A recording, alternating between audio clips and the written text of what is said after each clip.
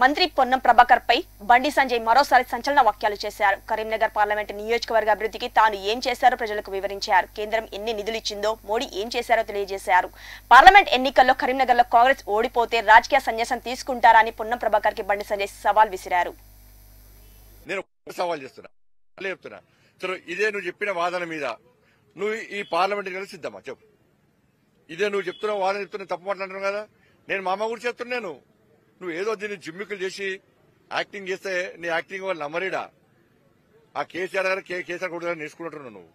నేనేమంటున్నా అంటే ఇదే వర్షన్ మీద నువ్వు ఎన్నికల్లో అభ్యర్థులు పెట్టు.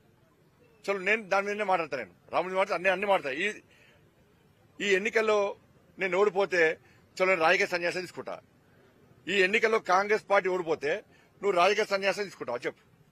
మొత్తం సిద్ధమా చెప్పు. నువ్వు నేను రాజకీయ సన్యాసం తీసుకుంటే ఎన్నికల్లో ఓడిపోతే తీసుకుంటా. నేను వ్యాపారం చేసుకుంటా. ఏమంట ధర్మం గురించి మాట్లాడా, హిందుత్వం మాట్లాడా, ధర్మం మాట్లాడా, మాట్లాడా నేను పక్క జరుగుతా. నువ్వు పక్క జరుగుతా రాజకీయ సన్యాసం తీసుకుంటావు చెప్పాలి. నేను మాట్లాడిన తప్పు నువ్వు భావిస్తే ఏదో చిత్రీకరించి నువ్వు క్రియేట్ చేసి నువ్వు 3వ ప్లేస్ ఎందుకు పోయినావు? పార్లమెంట్ ఎన్నికల్లా కరీంనగర్ ఎన్నికల్లో 3వ ప్లేస్ ఎందుకు పోయినావు? ఈడికి ఎందుకు వచ్చినావు చెప్పరాదు మరి.